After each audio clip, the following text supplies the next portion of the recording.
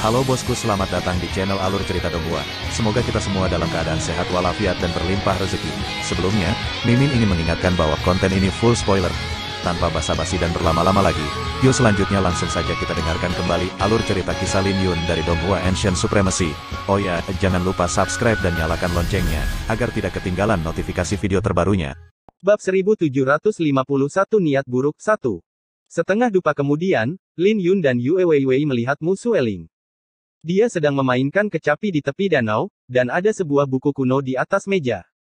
Kakak perempuan, itu indah sekali. Yue Weiwei memuji. Lin Yun berbagi pemikiran yang sama. Lagu kuno yang dimainkan oleh Mu Sueling sangat indah. Pencapaiannya dalam musik Dao mencapai ketinggian yang tidak bisa dibayangkan Lin Yun, dan dia juga bisa merasakan dia bisa mengambil langkah kapan saja dia mau, memahami nada naga suci. Mu Sueling tidak akan menunjukkan emosi apapun hampir sepanjang waktu, kecuali dia menyayangi Yue Weiwei. Jadi ketika dia melihat kedatangan Yue Weiwei, dia tidak bisa menahan senyum. Lin Yun akhirnya bisa melihat penampilan aslinya dengan pedang hati. Sinar matahari samar menyinari dirinya yang membuatnya terlihat seperti seorang dewi. Ketika Yue Weiwei berbicara tentang tujuan kunjungan mereka, wajah Mu Sueling sedikit berubah, dan dia menatap Lin Yun, "Aku hanya bisa memastikan keselamatanmu. Saya tidak bisa memastikan bahwa Anda bisa mendapatkan Ordo Azure Ilahi. Ordo Azure Ilahi adalah kombinasi dari Ordo Dewa Angin dan Ordo Dewa Petir. Dengan Ordo Azure Ilahi, seseorang dapat membuka banyak warisan kuno dari garis keturunan naga biru. Ini adalah impian semua orang di Paviliun Nirwana Surgawi. Jadi tidak pasti apakah mereka bisa mengakui Lin Yun. 3.000 tahun bisa mengubah legenda menjadi mitos, 100.000 tahun bahkan lebih lama lagi. Jadi tidak ada yang bisa menjamin bahwa mereka yang ditinggalkan akan menuruti sumpah yang dibuat oleh nenek moyang mereka. Aku tahu. Terima kasih, Tetua Suci. Lin Yun mengangguk. Dia tidak tertarik untuk memegang seluruh garis keturunan naga biru. Dia hanya membutuhkan Saint Elder untuk memastikan dia bisa bernegosiasi dengan Paviliun Nirwana Surgawi. Kami adalah, temukan kami di Google. Tidak apa-apa. Saya senang Anda bisa menjadi yang pertama di perjamuan Nirwana, kata Mu Sueling, menatap Lin Yun. Apakah dia bahagia? Lin Yun tersenyum karena dia tidak bisa merasakannya sama sekali. Kakak Lin, kamu sudah menjadi yang pertama di perjamuan Nirwana. Setelah meninggalkan Paviliun Nirwana Surgawi, apakah Anda masih akan memainkan kecapi dan seruling? Yue Weiwei bertanya. Lin Yun tertegun saat mendengar itu. Dia mungkin akan melakukannya, tapi tidak sefanatik sekarang. Kalau begitu, bermainlah dengan baik hari ini, kata Yue Weiwei. Dia tahu apa yang dipikirkan Lin Yun. Mu Sueling hanya meliriknya sebelum meninggalkan meja dengan sebuah buku. Aku tidak akan mempermalukan diriku sendiri di hadapan Tetua Suci. Lin Yun tidak terlalu bersedia. Keterampilan Mu Sueling 100 kali lebih baik darinya, dan itu sama dengan Lu Yuxi yang ingin bersaing dengannya dalam ilmu pedang. Tidak apa-apa. Kamu bermain bagus, dan aku menyukainya. Kamu memiliki sesuatu yang tidak dimiliki orang lain. Meskipun Anda menahan diri, ada sesuatu yang kurang dalam musik Anda. Sebaiknya kamu memadukan jurus pedang kubah surgawi ke dalam musikmu, kata Mu Sueling. Meliriknya, Lin Yun tidak tahu apakah yang dia katakan itu benar. Tapi tidak bisa dihindari baginya untuk bahagia setelah menerima pujiannya. Aku akan mencobanya, kalau begitu. Lin Yun berjalan ke meja dan merenung untuk waktu yang lama. Dia akhirnya tidak bergerak. Meskipun Mu Sueling mengatakan bahwa dia bermain bagus, dia tidak ingin diremehkan olehnya ketika waktunya benar-benar tiba baginya untuk bermain. Kakak Lin, kamu bisa memainkan sesuatu dengan santai. Aku yakin kakak senior tidak akan menertawakanmu. Yue Weiwei tersenyum. Baiklah. Lin Yun meletakkan tangannya di atas kecapi dan memainkan sesuatu dari kehidupan sebelumnya, 3 bait bunga plum. Saat musik bergema, Yue Weiwei dan Mu Sueling merasa bahwa musiknya indah dan konsep artistiknya mulia, seperti bunga plum yang berdiri di atas salju. Saat Lin Yun terus bermain, wajah Yue Weiwei dan Mu Sueling berangsur-angsur berubah. Mu Sueling, membaca bukunya, tidak bisa menahan diri untuk tidak membalikkan badan. Ada pasang surut dalam melodi, kekakuan dan kelembutan. Rasanya seperti bunga plum yang sedang mekar sebelum mereka menunjukkan pose yang berbeda. Ketika musik mencapai klimaks, 10 jari Lin Yun menari di atas kecapi dan mengulangi melodi. Tapi kali ini berbeda karena bunga plum itu pantang menyerah di tengah badai salju sebelum mekar setelah 3 kali goyangan. Saat musik mengalun di pulau itu, Mu Sueling dan Yue Weiwei saling bertukar pandang. Mereka berdua terkejut di wajah mereka. Ada apa? Kenapa kalian tidak mengatakan apapun? Lin Yun tersenyum. Wajah Yue Weiwei memerah karena Lin Yun begitu tidak tahu malu. Mereka secara alami tidak mengatakan apa-apa karena Lin Yun memainkannya dengan baik, dan dia jelas-jelas meminta untuk dipuji. Jadi dia merasa dia tidak bisa memujinya atau dia akan terlalu berpuas diri. Lagu apa ini? Mu Sueling bertanya. 3 bait bunga plum, kata Lin Yun. Seperti yang diharapkan. Mu Sueling mengangguk. Dia sudah tahu bahwa konsep artistik dalam musik ini ada hubungannya dengan bunga plum, dan dia memuji, ini adalah nama yang cocok. Jika Anda pergi ke Danau Bulan Ganda sekarang, pohon 3 nyawa mungkin akan memberi Anda buah 3 nyawa. Tidak perlu. Lin Yun memiliki fobia terhadap Danau Bulan Ganda dan tidak ingin pergi ke sana. Selain itu, dia tidak yakin bisa mendapatkan buah 3 nyawa lagi, karena itu hanya sebuah kemungkinan. Pada saat yang sama, Danau Bulan Ganda dipenuhi oleh orang-orang. Sebuah pohon kuno yang menjulang tinggi yang diselimuti oleh cahaya suci perlahan-lahan muncul dari dasar Danau Safir. Ketika pohon itu benar-benar muncul, kepala paviliun melambaikan tangannya, dan 7 dari 10 orang teratas di perjamuan Nirwana pergi. Mereka yang berada di urutan 100 teratas mengikuti di belakang mereka. Sedangkan untuk tamu lainnya, mereka hanya bisa menonton di tepi danau. Ketika pohon 3 nyawa muncul, itu tidak akan lagi menguji pengabdian seseorang terhadap cinta. Saat mereka berjalan di permukaan danau, mereka menikmati pemandangan di sekitarnya, dan mereka tidak perlu terlalu takut seperti Lin Yun. Inikah pohon 3 nyawa? Betapa indahnya. Yan Tianchen tidak bisa menahan pujian saat dia melihat pohon 3 nyawa yang berdiri di jantung danau. Pohon 3 nyawa memancarkan keindahan yang melamun. Ketika mereka melihat ke bawah ke Danau Safir, rasanya seolah-olah danau itu bisa membersihkan hati mereka. Ada legenda yang mengatakan bahwa pohon 3 nyawa dapat merefleksikan masa lalu dan masa depan seseorang. Pohon ini menggenggam daur ruang dan waktu. Jika pohon ini dipuaskan dengan musik, maka seseorang dapat melihat masa lalu, masa kini, dan masa depan mereka seperti mimpi. Ye Chen dari Gunung Phoenix Ilahi tersenyum. Tapi sayang sekali tidak ada yang berhasil melakukannya dalam beberapa abad terakhir. Sudah cukup bagus jika seseorang bisa membuatnya mekar bunga. Liu Ruochen dari Sekte Dao Surgawi melanjutkan. N. Bab 1752 Niat Buruk 2. Tatapan Yan Tianchen berkobar-kobar karena ini benar-benar spektakuler. Tapi sayang sekali Lin Yun tidak ada. Jika Lin Yun ada di sekitar, mereka bisa memverifikasi apakah itu benar. Yan Tianchen, Liu Ruochen, dan Ye Chen sudah saling kenal sejak lama, dan hubungan mereka menjadi lebih dekat melalui Lin Yun. Jangan bilang kamu pikir kamu bisa membuat pohon 3 kehidupan mencerminkan masa lalu, sekarang, dan masa depanmu. Zhang Ying dari Paviliun Dao Ilahi mencibir. Siapa yang tahu? Mungkin itu yang sebenarnya dia pikirkan. Chen Jun dari Sekte Petir Myriad tersenyum. Mereka kalah telak dari Lin Yun kemarin.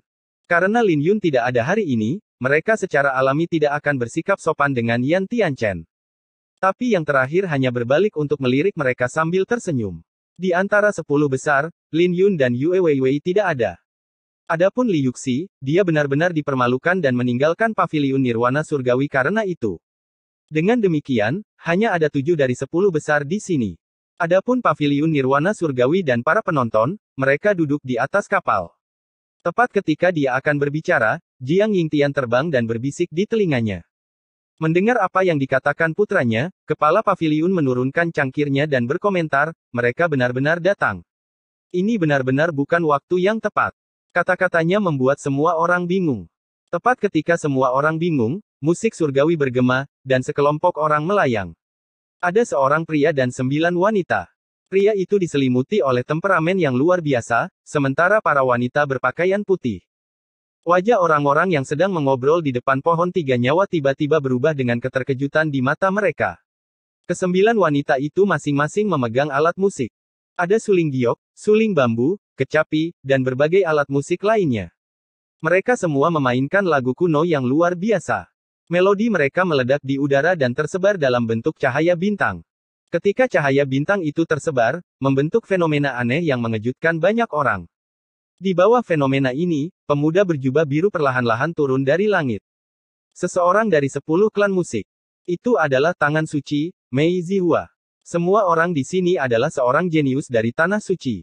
Jadi mereka secara alami mendengar tentang 10 klan musik, dan mereka bisa langsung mengenali asal orang ini dari pakaiannya.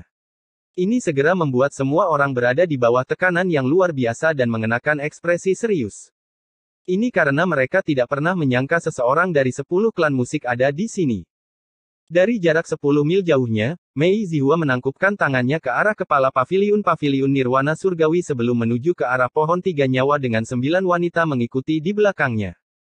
Saat mereka berjalan, semua orang didorong oleh energi tak terlihat yang membuka jalan di depan mereka. Tanpa ekspresi apapun, Mei Zihua berjalan maju. Tapi dia jatuh ke dalam pikiran yang dalam ketika tatapannya jatuh ke pohon 3 nyawa. Dia hanya melihat pohon 3 nyawa di matanya dan tidak ada yang lain. Setelah Jiang Yingtian terbang turun dari kapal, dia menatap Mei Zihua, "Tuan Muda Mei, kamu sedikit terlambat. Saya tidak merasa nyaman." Mei Zihua berbalik untuk melihat Jiang Yingtian dan berkata dengan nada agak menyesal. "Mengapa saya mendengar bahwa Tuan Muda Mei sudah tiba di kota domain surgawi 7 hari yang lalu? Perjamuan Nirwana sudah berakhir. Jadi menurut aturan, Tuan Muda Mei tidak memiliki kualifikasi untuk bermain di depan pohon 3 nyawa." Jiang Yingtian mengangkat alisnya. Sikapnya mewakili paviliun Nirwana Surgawi. Semua orang dalam hati khawatir ketika mereka mendengar Mei Zihua telah lama tiba. Jadi apa maksudnya dia datang sekarang? Mei Zihua tersenyum, tapi dia tidak menjawab. Salah satu pelayannya melangkah maju dan dengan bangga berkata, "Tuan Muda Paviliun, tidak perlu lagi mengadakan perjamuan Nirwana karena Anda telah mengundang Tuan Muda kami. Adakah orang di dunia ini yang lebih mahir dalam ilmu musik daripada 10 klan musik? Menginginkan Tuan Muda kita bersaing dengan yang lain tidak ada bedanya dengan meremehkan Tuan Muda kita." Bahkan seorang pelayan begitu sombong. Wajah Zhang Ying, Chen Jun, Qin Hao, dan Hua Hongyu menjadi jelek saat mendengar itu. Bahkan jika Mei Zihua berasal dari salah satu dari 10 klan musik, apakah ada kebutuhan baginya untuk menjadi begitu sombong? Jiang Yingtian mengerutkan alisnya sebelum dia mencibir, "Menurut kata-katamu, bukankah itu berarti kita bisa membiarkan Tuan Mudamu menjadi yang pertama di perjamuan Nirwana tanpa memegangnya?" Pelayan itu masih ingin mengatakan sesuatu, tapi Mei Zihua menghentikannya dengan lambaian tangan. Kemudian, Mei Zihua berkata, "Yang pertama dari perjamuan Nirwana ini adalah Li Yuxi, kan? Kalau begitu, aku harus mengalahkannya. Aku khawatir kamu akan kecewa, tapi dia bukan yang pertama di perjamuan Nirwana." Jiang Yingtian berkata dengan acuh tak acuh. "Oh." Mei Zihua tertegun sebelum berkata, "Aku tidak tertarik pada siapa yang pertama. Aku hanya ingin buah 3 nyawa miliknya.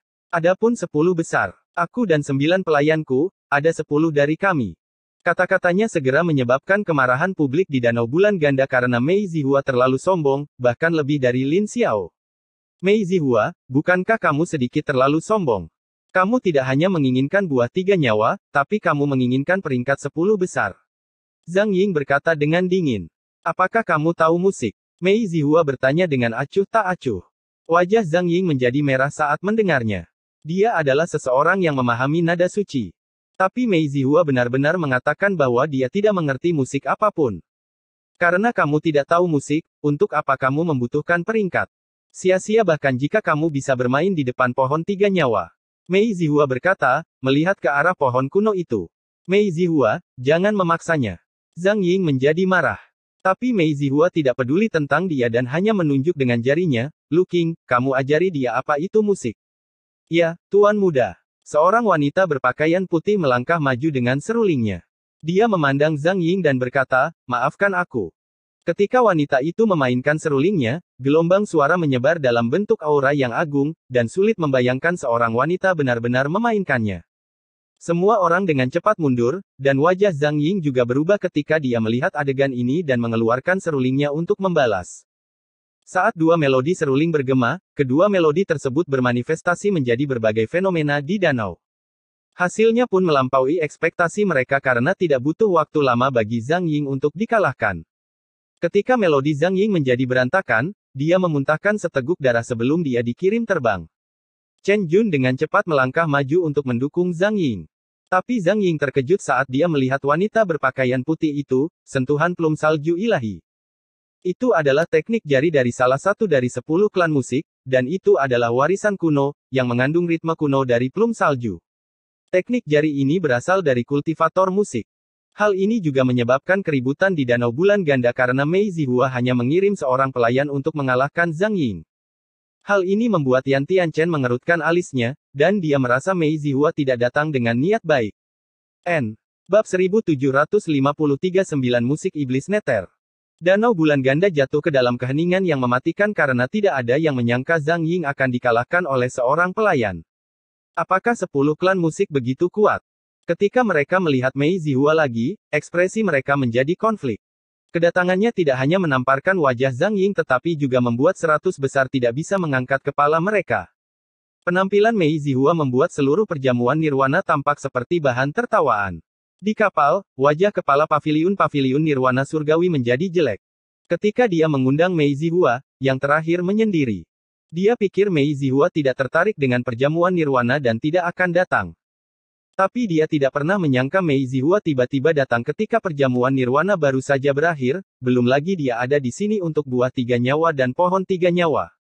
Melihatnya sekarang, paviliun nirwana surgawi mungkin memiliki hubungan dengan salah satu dari 10 klan musik, tapi hubungan mereka tidak dalam. Lagi pula, bahkan junior dari salah satu dari 10 klan musik berani bersikap sombong di perjamuan nirwana. Kepala paviliun-paviliun nirwana surgawi mengerutkan alisnya, tetapi dia tidak memiliki solusi yang tepat untuk menangani masalah ini. Seorang penatua bertanya, Master Paviliun, haruskah kita mengusir mereka dari sini? Master Paviliun-paviliun nirwana surgawi terdiam sejenak sebelum menggelengkan kepalanya. Tidak mungkin mereka bisa mengusir mereka karena itu sama saja dengan menyinggung klan di belakang Mei Zihua. Tapi dia juga tidak bisa terus menonton. Kinger, kembalilah. Mei Zihua berkata. Pelayan itu, yang bernama Lu Qing, tersenyum sebelum mundur. Dia memiliki sosok yang lembut dan merupakan pemandangan di danau itu sendiri. Tuan Paviliun Muda, apakah ada hal lain yang ingin Anda katakan? Apakah ada masalah dengan saya menempati peringkat 10 besar? Mei Zihua bertanya dengan acuh tak acuh. Jiang Yingtian terdiam saat mendengar itu. Apa yang dikatakan Mei Zihua sangat memalukan, tapi dia tidak bisa berkata apa-apa tentang itu. Bukankah seharusnya kamu mengatakan itu pada kami, bukannya dia? Ye Chen dari Gunung Phoenix Ilahi berbicara di samping Yan Tianchen. Itu berhasil. Jika Anda tidak yakin, Anda bisa mengalahkan pelayan saya dalam musik Dao. Mei Zihua tersenyum. Cahaya dingin melintas di pupil mata Ye Chen karena Mei Zihua terlalu sombong. Dia sama sekali tidak menempatkan mereka di matanya. Tapi sejak awal sampai akhir, Mei Zihua hanya melirik Jiang Yingtian, sebelum tatapannya sepenuhnya tertuju pada pohon 3 nyawa. Ye Chen dari Gunung Phoenix Ilahi. Ye Chen melangkah maju dan menangkupkan kedua tangannya. Honger, ayo. Mei Zihua berkata. Tatapannya masih tertuju pada pohon 3 nyawa. Kali ini, seorang wanita membawa kecapi dan melangkah maju sambil tersenyum, ayo. Keduanya bertarung dengan cepat, dengan Ye Chen memainkan kecapi dan wanita berpakaian putih memainkan kecapi. Semua orang dengan gugup menyaksikan pertempuran ini karena jika Ye Chen kalah, itu akan menjadi masalah bagi mereka. Pada saat itu, mereka bahkan tidak akan memiliki kepercayaan diri untuk berbicara dengan Mei Zihua. Bagaimanapun, era naga ilahi adalah di mana kekuatan adalah segalanya. Itu sama dengan musik Dao. Bahkan jika Mei Zihua sombong, mereka tidak akan punya pilihan selain tunduk jika dia memiliki kekuatan untuk mendukung kepercayaan dirinya. Pada saat itu, Master Paviliun-paviliun nirwana surgawi hanya bisa menelannya, bahkan jika dia tidak senang sebelum membalas dendam di masa depan ketika mereka memiliki kemampuan.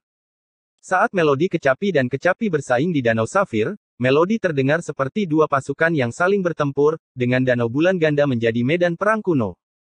Hal ini membuat wajah semua orang berubah karena Ye Chen dan wanita berpakaian putih memainkan lagu yang sama, dan konsep artistik yang terkandung dalam lagu mereka sama, Killzone. Jika Ye Chen kalah, itu akan lebih memalukan. Setengah dupa kemudian, situasinya berangsur-angsur berubah, dan Ye Chen berjuang dengan wajah pucatnya. Killsong adalah skor kuno, penuh dengan dominasi dan kebrutalan dengan mengakhiri pembantaian dengan pembantaian. Ini membutuhkan energi mental yang kuat sebagai dukungan. Dia akan berada dalam posisi berbahaya jika tidak bisa menjatuhkan lawannya dengan cepat. Wanita berpakaian putih itu mengandalkan sentuhan plum salju ilahi untuk mengurangi kelelahannya, jadi dia bisa dengan mudah menghadapi Ye Chen. Aku kalah. Sebelum dia bisa menyelesaikan lagunya, Ye Chen mengangkat tangannya dari kecapi, dan wajahnya sangat pucat. Dia tidak bisa bermain lebih lama lagi dan memuntahkan seteguk darah ketika dia selesai. Ye Chen. Wajah Liu Ruochen berubah, dan dia dengan cepat mendekat untuk membantu Ye Chen. Jangan repot-repot mempermalukan diri sendiri jika hanya ini yang kamu miliki. Sepertinya tuan muda kita bijaksana untuk tidak berpartisipasi dalam perjamuan nirwana. Kalian hanyalah sekelompok orang barbar yang tidak tahu apa-apa tentang musik. Wanita berpakaian putih itu tersenyum, mundur sambil membawa seruling. Berhenti di situ. Aku akan menghadapimu sebagai gantinya. Liu Ruochen dengan marah melangkah maju. Tapi saat dia melangkah maju, Mei Zihua tiba-tiba melambaikan tangannya, sementara tatapannya masih tertuju pada pohon tiga nyawa. Saat gelombang suara yang tak terlihat berdesir, ombak naik di bawah Liu Ruochen, dan dia dipaksa mundur beberapa langkah di bawah kekuatan yang sangat besar. Wajah Ye Chen berubah karena dia tidak bisa menghindarinya tepat waktu. Tepat ketika dia akan dilahap ombak, Yan Tianchen berlari dan meraih Ye Chen sebelum mundur. Hal ini langsung membuat sekelilingnya terdiam karena terkejut dengan penampilan Mei Zihua. Hal ini membuat semua orang merasakan pukulan yang signifikan karena mereka tidak tahu bagaimana Mei Zihua bisa melakukan hal itu. Oleh karena itu, semua orang terkagum-kagum saat melihat Mei Zihua, yang berdiri dengan kedua tangannya di belakangnya.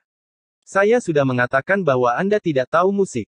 Apakah kalian sudah selesai? Atau kalian tidak cukup mempermalukan diri sendiri?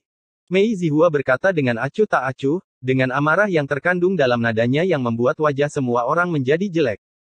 Mereka sangat marah, tapi mereka tidak bisa berbuat apa-apa, dan tidak berdaya untuk membantah. Jangan buang waktu. Siapa yang pertama di perjamuan nirwana? Suruh dia bertarung denganku. Aku ingin buah tiga nyawa. Mei Zihua berbalik untuk melihat Jiang Yingtian. Jika Tuan Muda Mei ingin bermain di depan pohon tiga nyawa, paviliun nirwana surgawi secara alami menyambut Anda. Tapi yang pertama di perjamuan nirwana sudah ditentukan, bersama dengan kepemilikan buah tiga nyawa. Ini adalah aturan paviliun nirwana surgawi kami. Jiang Yingtian berkata dengan tenang. Mei Zihua hanya tersenyum dan tidak mengatakan apa-apa. Pelayan di sampingnya yang melawan Ye Chen tersenyum, Tuan mudaku secara alami tahu tentang aturan, tapi aturan sudah mati. Karena Tuan mudaku ada di sini, tidak perlu aturan untuk terus ada. Kami adalah, temukan kami di Google. Wajah semua orang berubah ketika mereka mendengar itu karena mereka tidak pernah menyangka seorang pelayan akan begitu sombong. Di mana yang pertama di perjamuan nirwana? Wanita itu bertanya, melihat sekeliling. Adik laki-laki saya, Lin Xiao, tidak ada di sini. Kata Yan Tianchen. Karena dia tidak ada di sini, saya akan mencarinya. Mei Zihua berbalik. Ini langsung membuat hati Yan Tianchen bergetar. Dia takut kakak muda Lin Xiao akan terkejut dan berteriak, Mei Zihua, kamu harus melewatiku jika kamu ingin melawan adik laki-lakiku. Siapa kamu? Wanita berpakaian putih itu bertanya. Orang kedua di perjamuan nirwana, Yan Tianchen. Yan Tianchen berkata, Honger, kembalilah. Mei Zihua berkata dengan senyum ceria. Kamu yang kedua di perjamuan nirwana. Cenger, pergi dan bermain dengannya. 9 pelayannya memiliki asal-usul yang sangat besar, dan nama mereka adalah Qi, Cheng, Hong, Lu, Qing, Lan, dan Zi, dengan nama keluarga Lu. Selain itu, ada 2 orang yang lebih kuat dari yang lain, Lu Yu dan Lu Laen. Mereka yang berada di kota domain surgawi tidak akan tahu tentang mereka, tetapi mereka terkenal di Kekaisaran Naga Suci. Mereka dikenal sebagai 9 batu giok Snow Plume Mei Zihua.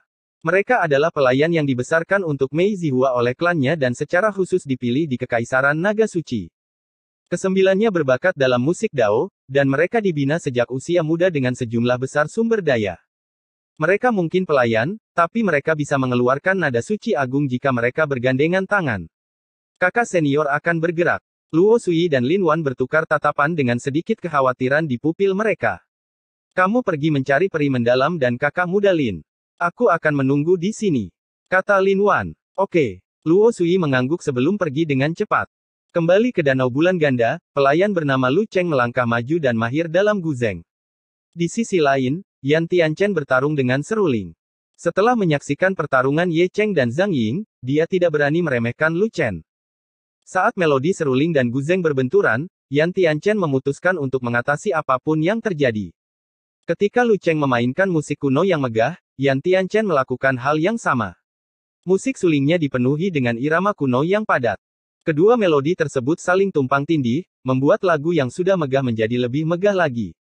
Dalam sekejap, siapapun bisa tahu bahwa Yan Tianchen memegang keunggulan sementara Lu Cheng nyaris tidak bertahan dengan sentuhan plum salju ilahi. Tapi dia masih tidak bisa membalikkan keadaan, tidak peduli bagaimana dia mencoba. Melihat pemandangan ini, semua orang bersuka cita, akhirnya menyadari bahwa Yan Tianchen tidak sederhana. Tidak heran mengapa Master Paviliun Nirwana Surgawi merasa bahwa dia bisa bersaing dengan Lin Xiao. Cahaya dingin melintas di pupil Yan Tianchen. Dia secara kasar memperkirakan kekuatan Lu Cheng, dan tidak lagi menahan diri. Melodinya tiba-tiba menjadi kacau dan aneh, membuat mereka yang mendengarnya tidak nyaman. Saat itu, Mei Zihua tiba-tiba bergerak, dan musik bergemuruh bergema.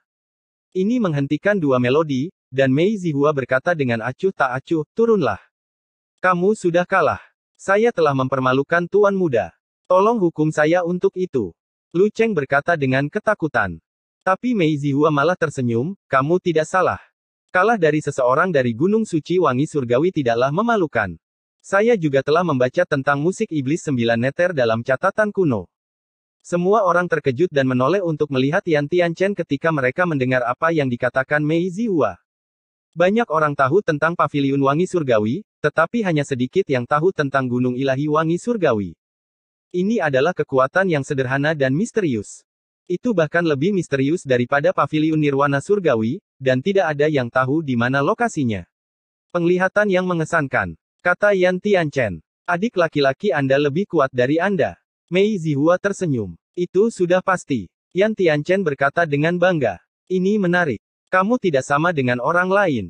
Mereka tidak tahu apa-apa tentang musik, tapi setidaknya kamu tahu sedikit demi sedikit.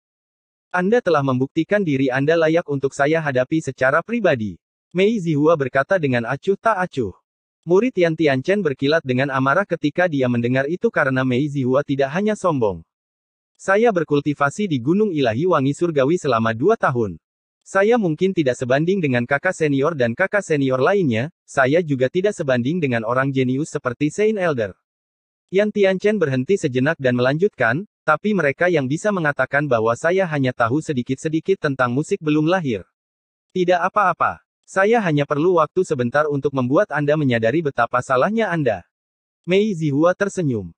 Ketika dia selesai, dia mundur setengah langkah, dan 9 pelayan dengan cepat mulai mengambil barang-barang dari gelang antar ruang mereka untuk membentuk panggung yang berkilauan. Saat Mei Zihua duduk di atas panggung, dia mengangkat alisnya sebelum berkata, musik iblis adalah trik murahan. Kamu bisa pergi duluan. Jika tidak, kamu bahkan tidak akan bisa tampil saat aku mulai. Bab 1754 selesaikan skor kita perlahan-lahan. Musik iblis hanya trik murahan. Tidak ada yang setuju dengan apa yang dikatakan Mei Zihua. Tidak peduli bagaimana mereka melihatnya, pencapaian Yan Tianchen dalam musik Dao tidaklah rendah. Mei Zihua mungkin kuat, tapi apa yang dia katakan adalah tindakan yang sama sekali tidak menghiraukan semua orang di sana. Musik iblis adalah trik murahan. Biarkan aku merasakan musikmu, kalau begitu. Yan Tianchen juga memiliki kebanggaannya sendiri, dan dia tidak ragu-ragu untuk memainkan seruling. Dengan segumpal kemarahan, dia memainkan musik iblis 9 neter lagi. Ketika musik serulingnya bergema, cahaya merah bersinar dari ujung seruling giok sebelum menyebar. Dalam sekejap, cahaya merah itu telah menyebar hingga 1000 kaki. Musiknya seperti ratapan hantu yang datang dari neraka. Ada seseorang yang terlalu dekat dengan pertempuran. Mereka terperangkap dalam serangan dan memuntahkan seteguk darah. Hal ini langsung membuat wajah semua orang berubah saat mereka dengan cepat mundur.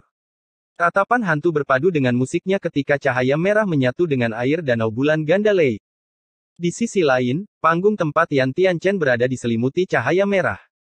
Semua orang hanya bisa melihat melodinya bermanifestasi menjadi berbagai hantu di sekelilingnya. Fenomena musik iblis 9 neter tidak hanya menakutkan, tetapi juga bisa melancarkan serangan langsung ke jiwa. Jika kondisi mental seseorang tidak cukup baik, ia akan tenggelam ke dalam fenomena tersebut dan mengalami penyiksaan tanpa akhir. Jika seseorang memiliki hati yang bersalah, dia akan menjadi gila. Ini adalah musik iblis 9 neraka. Yan Tianchen sepertinya menahan diri. Sepertinya apa yang dikatakan kepala paviliun itu benar. Mei Zihua terlalu sombong untuk mengatakan bahwa Yan Tianchen hanya tahu sedikit demi sedikit tentang musik. Semua orang terkejut dengan penampilan Yan Tianchen. Bahkan mereka yang berada di tepi danau yang menyaksikannya merasa tidak enak karena musiknya. Namun Mei Zihua bereaksi seolah-olah tidak mendengar apa-apa, sambil tersenyum. Dia bahkan memejamkan matanya dan menggoyangkan kepalanya dari kiri ke kanan. Orang lain berjuang untuk menahan musik, tapi Mei Zihua justru menikmatinya. Belum cukup, masih belum cukup. Mei Zihua berkata. Kemarahan di pupil Yan Tianchen semakin memuncak, dan melodinya berubah, menjadi lebih menakutkan. Seseorang muncul di belakangnya yang tampak seperti dewa iblis, menyanyikan lagu kuno. Lagu itu terdengar seperti mencoba memanggil hantu, tajam dan kuno. Semua orang di tepi danau tidak bisa menahan diri untuk tidak menutup telinga mereka, dan gendang telinga mereka terasa seperti akan ditusuk. Tidak lama kemudian, cahaya merah secara bertahap menyatu untuk membentuk beberapa dewa iblis di danau.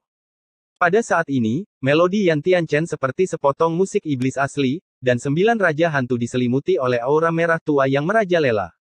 Raja hantu itu menakutkan, dan semua orang yang melihat mereka tidak bisa menahan rasa takut yang muncul di hati mereka. Tiba-tiba, melodi Yan Tianchen berubah sebelum mereka menyerbu ke arah Mei Zihua, memegang senjata mereka yang diselimuti cahaya merah. Ketika Mei Zihua tiba-tiba membuka matanya, dia akhirnya bergerak. Dia hanya mengulurkan tangan dengan satu jari dan menarik senar kecapi yang direntangkan seperti busur.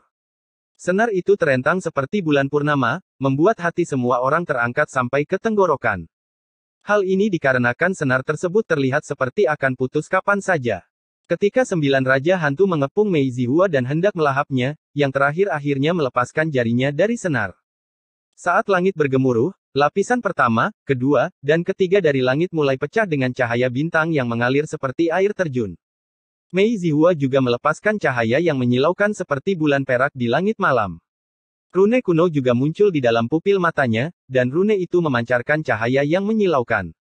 Hal ini membuat penampilannya yang sudah gagah menjadi lebih halus, dan dia tampak seolah-olah dia tidak berada di dunia fana di bawah cahaya bintang. Pada saat berikutnya, musik Yan Tianchen terganggu. Raja hantu menghilang ke dalam kabut merah, tetapi tidak berhenti di situ. Ketika gelombang suara menyebar, Yan Tianchen memuntahkan seteguk darah, wajahnya menjadi sangat pucat. Tak lama kemudian, Yan Tianchen memuntahkan beberapa suap darah lagi sebelum dia jatuh berlutut, memegangi dadanya. Ekspresi wajahnya berubah karena kesakitan, dan tidak butuh waktu lama baginya untuk mulai mengeluarkan darah dari ketujuh lubangnya. Ketika gelombang suara dari instrumen Mei Zihua menyebar, 100 orang teratas dari perjamuan nirwana merasakan pukulan berat, dan mereka mulai meratap di bawah siksaan suara. Mereka semua telah kalah. Mei Zihua mengandalkan dirinya sendiri dan senar kecapi untuk menekan semua orang di 100 besar. Di tepi danau, semua orang memandang Mei Zihua dengan ketidakpercayaan dan keterkejutan. Bahkan orang-orang dari paviliun nirwana surgawi di kapal pun terkejut dengan ketidakpercayaan. Mereka tahu bahwa Mei Zihua kuat, tetapi mereka tidak pernah menyangka dia akan cukup kuat untuk menyapu 100 besar di perjamuan nirwana sendirian. Melihat hal ini semakin membuat wajah kepala paviliun-paviliun nirwana surgawi semakin gelap. Menilai dari bagaimana masalah ini berkembang, paviliun nirwana surgawi mungkin akan berhenti menjadi tuan rumah perjamuan nirwana di masa depan. Lingkungan sekitar jatuh ke dalam keheningan yang mati. Saat Mei Zihua perlahan-lahan bangkit, cahaya bintang tampak seperti sehelai pakaian yang menyelimutinya. Semua orang bisa merasakan hati mereka bergetar ketika mereka mengangkat kepala untuk melihat Mei Zihua. Yan Tianchen, apakah kamu mengerti sekarang? Mei Zihua dengan acuh tak acuh menatap Yan Tianchen. Inilah mengapa saya mengatakan musik iblis adalah trik murahan. Yan Tianchen mengeluarkan darah dari 7 lubangnya. Ketika dia mengangkat kepalanya, murid-muridnya enggan, tetapi tidak ada yang bisa mereka katakan atau lakukan tentang itu. Luer, Honger, bersihkan tempat ini. Mei Zihua bertepuk tangan. Dia dengan acuh tak acuh berkata, musik iblis 9 neter tidak mudah untuk dipraktekkan, dan kamu hanya tahu sedikit demi sedikit. Ajak adik laki-lakimu untuk datang. Menilai dari kekuatanmu, kurasa yang pertama di perjamuan nirwana tidak akan sekuat itu, dan aku tidak bisa diganggu untuk mencarinya. Mei Zihua awalnya tertarik untuk mencari Lin Yun. Tapi setelah bertarung dengan Yan Tianchen, dia langsung kehilangan minat. Kedua pelayan itu melangkah maju dan menyimpan panggung bersama dengan kecapi. Lingkungan sekitar dalam keheningan yang mati, tanpa ada yang mengucapkan sepatah kata pun. Bahkan Tuan Paviliun Muda, Jiang Yingtian, terkejut dan belum pulih. Tidak ada yang akan memanggilnya. Mei Zihua mengerutkan alisnya. Dia melanjutkan, kalian benar-benar ingin aku mencarinya. Saya khawatir dia tidak akan mampu menanggung konsekuensinya. Yan Tianchen, kamu harus tahu apa yang ingin aku katakan, kan? Kamu. Yan Tianchen sangat marah karena Mei Zihua terlalu sombong. Saya menyarankan Anda untuk memanggil adik laki-laki Anda. Tuan muda kita hanya menginginkan buah 3 nyawa. Jika tuan muda kami pergi dan mencari adik laki-laki Anda, itu tidak hanya akan berakhir dengan buah 3 nyawa. Seorang pelayan yang berdiri di samping Mei Zihua berkata dengan dingin. Mendengar kata-kata itu membuat Yan Tianchen sangat marah, dan dia memuntahkan seteguk darah karena orang-orang ini terlalu berlebihan. Siapa yang mencariku? Saat itu, seorang pria dan seorang wanita turun dari langit, berpegangan tangan. Keributan terjadi karena yang pertama dalam perjamuan nirwana, Lin Xiao, telah tiba. Pria itu gagah, dan wanita itu cantik. Mereka adalah Lin Yun dan Yue Weiwei. Ketika mereka mendengar apa yang dikatakan Luo Sui, mereka segera bergegas tanpa ragu-ragu. Tetapi ketika mereka melihat luka-luka Yan Tianchen, wajah mereka menjadi jelek karena luka-luka itu tidak ringan. Weiwei, bantu kakak senior turun dulu. Kata Lin Yun setelah membantu Yan Tianchen bangun dengan Yue Weiwei. Adik laki-laki, hati-hati. Dia kuat. Yan Tianchen memperingatkan. Tidak apa-apa. Lin Yun tersenyum. Kakak senior, ayo turun dulu. Wajah Yue Weiwei berubah karena luka Yan Tianchen terlalu serius. Setelah mereka pergi, Lin Yun berbalik untuk melihat Mei Zihua, yang dikelilingi oleh 9 pelayannya. Kaulah yang pertama kali di perjamuan nirwana, Lin Xiao. Mei Zihua mengamati Lin Yun dengan mata menyipit. Ini aku. Lin Yun menjawab dengan acuh tak acuh. Bagus. Aku ingin buah 3 nyawa milikmu. Mei Zihua tersenyum. Kamu pikir kamu siapa? Kenapa aku harus memberikannya padamu? Bibir Lin Yun terangkat menjadi senyuman mengejek. Beraninya kau. Tuan mudaku adalah tuan muda dari klan Mei, salah satu dari 10 klan musik. Pelayan di samping Mei Zihua berbicara. Jadi, apa hubungannya denganku? Aku harus memberikannya padamu hanya karena kamu menginginkannya. Apakah itu berarti kau akan memberikan 9 pelayanmu jika aku menginginkannya? Lin Yun mencibir. Ketika mereka mendengar itu, ke-9 pelayan itu menjadi sangat marah, dan menatap Lin Yun dengan marah. Kata-kata itu membuat wajah Yue Weiwei, yang sedang memeriksa luka Yan Tianchen, menjadi dingin. Pipinya menggembung, bajingan. Dia hanya bercanda. Jangan anggap serius. Yan Tianchen tersenyum pahit. Aku tahu. Kakak senior, jangan bicara. Yue Weiwei tersenyum dengan mata menyipit. Yan Tianchen tidak mengatakan apa-apa, tetapi dia merasa Lin Yun akan berada dalam masalah bahkan jika dia menang, menilai dari tatapan Yue Weiwei. Mei Zihua tersenyum, dan dia menatap Lin Yun, kamu orang yang terus terang, dan aku menyukainya. Jika kau bisa mengalahkanku, kau bisa memiliki 9 pelayanku. Tapi jika kau kalah, buah 3 nyawa jatuh ke tanganku. Ini taruhan yang adil, bukan? Sudut bibir Lin Yun bergerak-gerak ketika dia mendengar itu karena dia hanya dengan santai membuat contoh. Sebagai yang pertama dalam perjamuan nirwana, kau seharusnya memenuhi syarat untuk melawanku. Tapi penampilan kakak seniormu sedikit mengecewakan. Mei Zihua berkata dengan bangga, dan dia melanjutkan, Yuer, Laner, kalian berdua bermain dengannya. Mungkin tidak ada yang mengesankan tentang menjadi yang pertama di perjamuan nirwana. Ya, tuan muda. Kedua pelayan itu melangkah maju.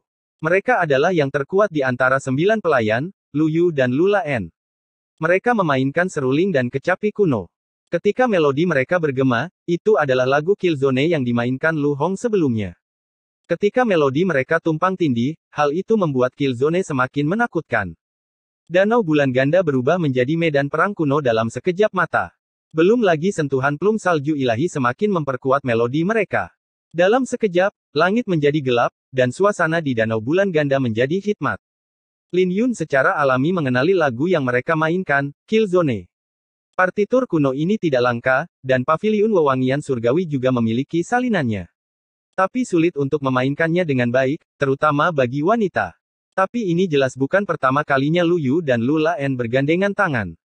Ketika melodi mereka tumpang tindih, mereka telah mencapai ketinggian yang mengerikan dengan angin dan awan yang berubah. Di sisi lain, Lin Yun mengeluarkan badai petir zider dan duduk. Ketika dia duduk, air danau terbentuk menjadi kursi dan meja baginya untuk meletakkan badai petir zider, dan 10 jarinya mulai menari di atas kecapi. Semua orang penasaran dengan lagu apa yang akan dimainkan oleh Lin Yun, namun mereka tidak pernah menyangka bahwa dia juga akan memainkan Killzone. Tapi Killzone miliknya tidak hanya berisi niat membunuh tapi juga segumpal kesedihan. Kedengarannya seperti angin yang melolong menangis, guntur yang bergemuruh dipenuhi dengan kerinduan, dan senar kecapi dipenuhi dengan simpati. Kami adalah, temukan kami di Google. Zona pembunuhan ini unik bagi Lin Yun, berhenti membantai dengan cinta dan menyentuh surga. Ini dengan cepat membalikkan keadaan. Melodinya seperti tembok kota, tidak peduli seberapa kuat melodi Lu Yu dan Lu Laen, mereka tidak bisa melewati tembok kota. Tembok kota seperti gunung yang menjulang tinggi, dan para prajurit berdiri di tanah untuk mempertahankan tanah air mereka demi orang yang mereka cintai. Hal ini mengubah wajah Lu Yu dan Lu Laen karena mereka tidak pernah menyangka bahwa Killzone dapat dimainkan dengan cara ini. Tepat ketika mereka ingin mengubah ritme melodi mereka, mereka menemukan bahwa mereka merasa seperti berada di rawa. Killzone versi Lin Yun tidak hanya mengandung niat membunuh. Dia menceritakan sebuah cerita melalui musiknya. Killzone versinya adalah lembut, bernuansa kenangan, dan merupakan perpaduan antara kekakuan dan kelembutan. Kemana perginya bunga-bunga itu? Para wanita memetiknya. Kemana para wanita pergi? Mereka menikah dengan para pria muda. Kemana para pemuda pergi? Mereka menjadi tentara untuk membela tanah air mereka. Kemana para prajurit pergi? Mereka tewas di medan perang dan dikuburkan di makam. Kemana perginya makam-makam itu? Bunga-bunga liar mengubur mereka. Mereka yang berada di tepi danau mulai menangis tanpa mereka sadari. Apa yang salah? Kenapa aku menangis? Apa yang sedang dimainkan Lin Yun? Mengapa terdengar begitu sedih? Apakah ini benar-benar Killzone? Semua orang terkejut ketika mereka melihat Lin Yu. Seolah-olah mereka akhirnya mengenalnya sekarang.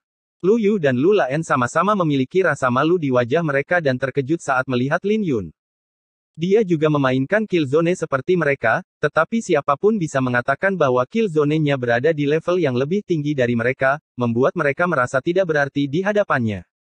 Saat 10 jari Lin Yun menari di atas kecapi, dia mengangkat alisnya, Mei Zihua, apa kau masih akan bersembunyi di balik wanita? Kita masih harus menyelesaikan masalah kita secara perlahan tentang bagaimana kau melukai kakak laki-lakiku. N. Bab 1755 Burung Vermilion.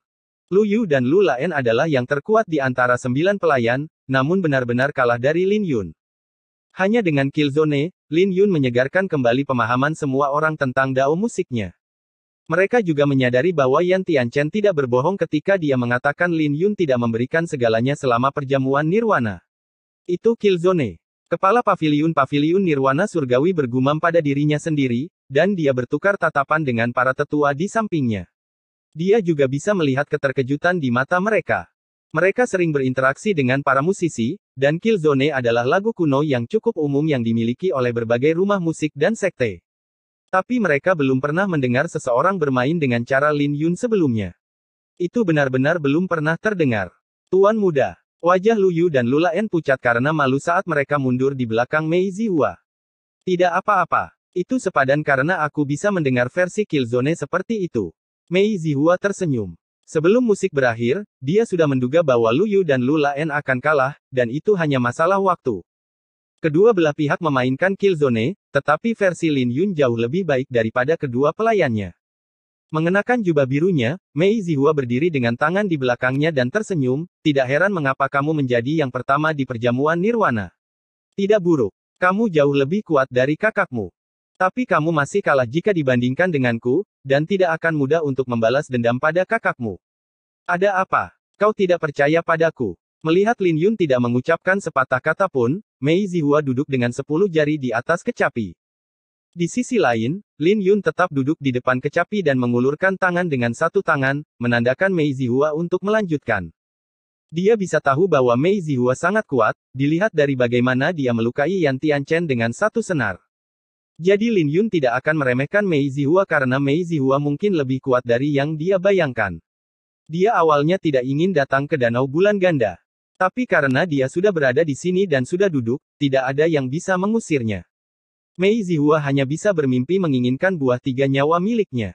10 klan musik mungkin memiliki warisan yang panjang, tapi Lin Yun masih memiliki banyak kartu truf. Lumayan. Mei Zihua tersenyum dan mengulangi apa yang dia lakukan dengan Yan Tianchen dengan menarik satu senar kecapi dengan satu jari. Kecapi mulai bergetar, tetapi tidak ada musik darinya. Pemandangan ini segera membuat wajah semua orang di Danau Bulan Ganda pucat, dan mereka dengan cepat berlari menuju tepi danau. Adapun mereka yang sudah berada di tepi danau, wajah mereka berubah dan mundur sejauh 10 mil. Mereka telah berdiri di sana sebelumnya, dan mereka menderita luka yang cukup parah karenanya. Jadi tidak ada yang berani meremehkan Mei Zihua ketika mereka melihat dia akan bergerak lagi. Kakak senior dikalahkan oleh jurus ini sebelumnya, dan sulit untuk diblokir. Lin Wan berkata dengan nada prihatin sambil berdiri di samping Luo Sui dan Yue Weiwei. Di sampingnya, wajah Yue Weiwei berangsur-angsur menjadi suram karena dia bisa merasakan energi mental tak terbatas yang terkumpul di senar kecapi itu. Adegan ini membuat semua orang gugup. Mereka telah menyaksikan kekuatan Mei Zihua sebelumnya dan tidak tahu bagaimana Lin Yun akan menghadapinya. Sekelebat keterkejutan melintas di pupil mata Lin Yun. Ketika Mei Zihua terus menarik senar kecapi ke belakang, dia bisa dengan jelas merasakan tekanan yang tak terlihat menyebar dan menjadi lebih kuat. Kakak seniormu dikalahkan oleh ini sebelumnya, jadi aku ingin tahu bagaimana kau akan menghadapinya. Mei Zihua menyipitkan matanya sambil tersenyum. Dia percaya diri dan memiliki kebanggaan yang tertulis di wajahnya. Tapi Lin Yun tidak ada perubahan di wajahnya saat dia juga menggunakan jari untuk mengaitkan senar kecapi sebelum perlahan menariknya. Aura yang dilepaskan dari mereka tumbuh lebih kuat lagi saat senar ditarik sepenuhnya. Lin Yun dan Mei Zihua saling bertukar tatapan, dan pupil mata mereka menjadi dingin. Suara mendengung bergema di seluruh langit dan bumi ketika mereka melepaskan senar. Saat surga hancur, lapisan surga mulai hancur sampai lapisan ke-6. Hal ini langsung menyebabkan kegemparan di sekitarnya, dengan mulut semua orang ternganga. Mereka terkejut dengan bagaimana Lin Yun dan Mei Zihua bisa menghancurkan lapisan ke-6 surga. Mei Zihua bersinar dengan cahaya yang menyilaukan, dan cahaya yang dia berikan secara praktis menyelimuti seluruh danau bulan ganda. Tapi Lin Yun tidak lebih lemah darinya, badai petir mengelilinginya, dan manusia emas di lautan pedangnya mulai memancarkan sinar pedang yang menyilaukan. Ketika Lin Yun mengedarkan niat pedangnya, dahinya menjadi panas. Lin Yun dan Mei Zihua tampak seperti dua bulan yang terang di danau bulan ganda. Ketika mereka melepaskan senar kecapi, gelombang kejut yang terlihat menyebar dari keduanya. Ketika gelombang kejut bertabrakan, sebuah ledakan terjadi di danau bulan ganda, dengan geyser air membumbung tinggi ke langit dan ombak besar yang naik. Tanpa ragu-ragu, mereka mulai memetik kecapi mereka. Tidak ada keterampilan apapun kecuali benturan kekuatan yang brutal, seperti dua orang ahli yang beradu tinju. Di bawah bombardir yang menakjubkan ini, Mei Zihua adalah orang pertama yang bergerak. Melayang ke langit, sebuah seruling muncul di tangan Mei Zihua, dan dia mulai memainkannya. Musik serulingnya seperti air terjun yang mengalir dari langit, tetapi yang lebih mengejutkan semua orang adalah Mei Zihua yang lain masih memainkan kecapi di atas panggung. Hal ini langsung membuat semua orang mengingat gelar Mei Zihua, Sein Hands. Mereka langsung mengerti dari mana dia mendapatkan gelarnya, dan bayangan yang ditinggalkannya seperti buah plum yang memancarkan keharuman yang jernih. Buah plum juga terbang keluar dari kecapi, dan musik serulingnya seperti salju. Ketika kedua melodi itu berpadu, salju dan plum pun menyatu. Konsep artistik dalam melodi Mei Zihua benar-benar menekan Lin Yun. Tapi Lin Yun tetap tenang dan tenang saat dia mengeksekusi sentuhan Phoenix ilahi. Saat bayangannya tumpang tindih, sebuah bayangan memainkan kecapi badai petir sementara yang lain memainkan seruling bambu giok nila ilahi. Itu juga merupakan kombinasi dari melodi kecapi dan seruling. Fenomena yang dipanggil oleh Mei Zihua adalah kelopak bunga prem, sedangkan Lin Yun adalah naga dan burung phoenix. Dia memainkan lagu naga surgawi dengan kecapi badai petir, dan lagu phoenix ilahi dengan seruling bambu giok ungu ilahi. Pada saat yang sama, dia juga mengedarkan kanon pedang pemusnah naga phoenix dunia. Mei Zihua terkejut ketika dia melihat pemandangan ini, sebelum bayangannya yang sedang memainkan kecapi tiba-tiba berubah, dan hutan pohon prem muncul di danau bulan ganda. Seperti itu, naga surgawi dan burung phoenix berbenturan dengan salju dan kelopak bunga prem. Saat gumpalan api berkobar di dalam pupil mata Mei Zihua, tanda vermilion di dahinya mekar, dengan kelopak bunga prem dan kepingan salju mulai menyatu. Ini seperti perpaduan antara darah dan air, dan seekor burung vermilion terbang keluar dari danau bulan ganda. Ketika burung vermilion muncul, langit hancur, dan rasi bintang burung vermilion yang berada di luar 36 lapisan langit tertarik. Rasi bintang burung vermilion adalah salah satu dari 4 rasi bintang berdaulat di era naga ilahi, dan burung vermilion tiba-tiba membuka matanya. 36 lapisan surga hancur, dan Mei Zihua mengeluarkan aura suci. Ini membuat Lin Yun mengerang dengan kelima organ tubuhnya bergetar sebelum dia memuntahkan seteguk darah. Melodinya tiba-tiba terputus, membuatnya menderita serangan balik. Bayangan yang dia ciptakan juga menghilang. Namun adegan ini membuat Lin Yun terkejut. Dia tidak bisa mengerti bagaimana Mei Zihua berhasil mencapai ini. Apakah dia memiliki rasi bintang penguasa, atau apakah dia menggunakan artefak suci penguasa? Bagaimanapun, dia telah memanggil sebagian kecil dari konstelasi naga biru dengan payung matahari bulan naga biru tetapi juga menderita luka parah. Di sisi lain, Mei Zihua mengalami waktu yang lebih mudah karena dia hanya membuat rasi bintang burung vermilion membuka matanya. Tapi meski begitu, itu langsung menekannya. Mei Zihua tersenyum, dan bayangannya tentang memainkan kedua instrumen itu hancur seolah-olah tidak pernah ada. Lin Xiao, kamu boleh bangga telah memaksaku sejauh ini. Mei Zihua memejamkan mata dan menggelengkan kepalanya sambil memainkan kecapi. Ketika musiknya mencapai puncaknya, burung vermilion di langit memuntahkan seteguk api merah. Adegan ini mengubah wajah Lin Yun, dan dia tidak punya pilihan selain menghindarinya. Ketika api mendarat di danau, itu menciptakan kawah yang sangat besar, dan dia akan terluka parah bahkan jika dia tidak terbakar menjadi abu jika dia tetap tinggal. Sementara itu, Mei Zihua masih tetap tersenyum dan memainkan musiknya. Ketika melodinya mencapai puncaknya lagi, burung vermilion menghembuskan seteguk api ilahi. Tangan Mei Zihua menari-nari di atas kecapi, dan tangannya tumpang tindih, yang memaksa Lin Yun untuk terus menghindar. Dia hanya bisa menerima pukulan sepihak dari Mei Zihua. Di bawah tatapan rasi bintang berdaulat, Mei Zihua berdiri dengan jubah birunya, mengejutkan semua orang di tepi danau. Bagaimanapun, itu adalah rasi bintang berdaulat yang mereka bicarakan, dan musik Mei Zihua benar-benar berhasil memancingnya keluar. Memikirkannya saja sudah membuat kulit kepala mereka mati rasa. Mereka tidak berani membayangkan betapa menakutkannya pencapaian Mei Zihua dalam musik Dao, dan tidak heran mengapa dia bisa meremehkan musik Dao orang lain. Orang ini sedikit menakutkan. Bibir Ye Chen dari Gunung Phoenix Ilahi bergerak-gerak, dan wajahnya jelek. Dia sebelumnya sangat marah karena kesombongan Mei Zihua. Tapi sekarang setelah dia melihatnya, Mei Zihua memang memiliki kemampuan untuk menjadi sombong dan mengomentari dao musik mereka. Mungkin ini adalah dasar dari 10 klan musik. Liu Ruochen menghela nafas, menggelengkan kepalanya.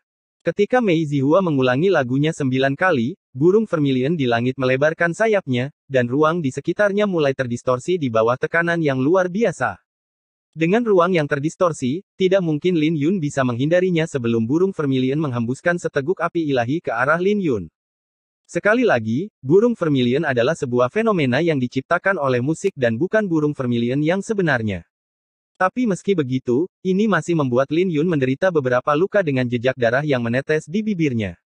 Dia seperti layang-layang putus yang jatuh sebelum dia berlutut. Kamu kuat, tapi belum lama sejak kamu mulai berlatih musik Dao. Jadi tidak mungkin kamu bisa bersaing denganku. Mei Zihua berkata dengan acuh tak acuh.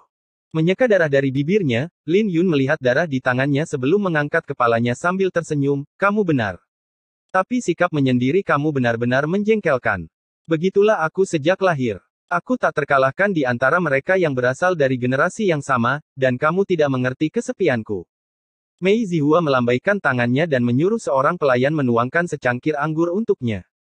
Sambil menyesap sedikit, dia melanjutkan, tidak memalukan untuk mengakui kekalahanmu terhadapku karena kamu bukan yang pertama. Bibir semua orang di tepi danau bergerak-gerak, dan wajah mereka jelek karena Mei Zihua terlalu sombong. Kalau begitu aku khawatir kamu akan kecewa karena ini hanya pemanasan. Lin Yun berdiri dan melambaikan tangannya. Ketika seruling bambu giok ungu ilahi kembali ke tangannya, niat pedang menyapu darinya saat dia mengangkat kepalanya. Pada awalnya, semua orang tidak terlalu terganggu karena mereka sudah merasakan bahwa Lin Yun adalah seorang pendekar pedang, termasuk Mei Zihua. Tapi ketika melodi serulingnya menyapu, cangkir Mei Zihua dan beberapa helai rambutnya hancur berkeping-keping. Ketika Mei Zihua mengangkat kepalanya, dia terkejut karena Lin Yun menggenggam pedang kubah surgawi.